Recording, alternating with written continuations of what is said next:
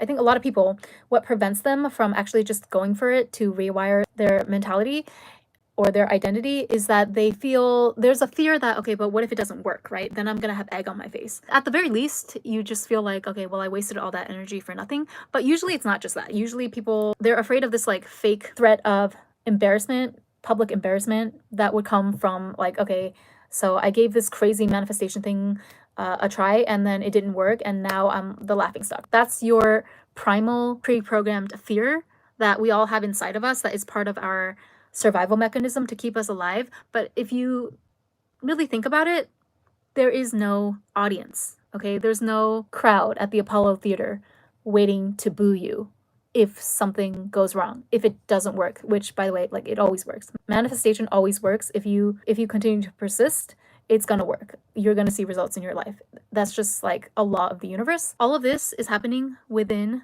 the confines of your mind. You don't have to tell anybody, you don't have to show anybody what you're journaling down. You can write or imagine or say to yourself any crazy thing you want in the privacy of your own mind. That's the beauty of the manifestation journey, right? Now, if you want to share it, of course, like some people, it actually helps them if they document it or if they bounce ideas off of friends. But if you're one of those people that you feel like it's hard for you to even get started, to even take that leap of faith, just remember that nobody has to know. Even after your desire manifests into your life, the world still doesn't have to know if you don't want it to. You can write it down in your own notebook. You don't have to show it to anyone. You can rip the paper up later.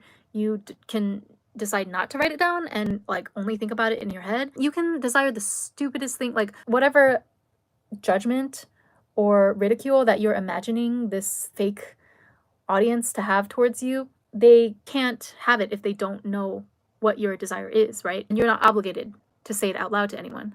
So you can imagine the most ridiculous thing in your mind, something that would be totally embarrassing that you wouldn't want to say to your family or friends. And guess what? You can keep it all to yourself.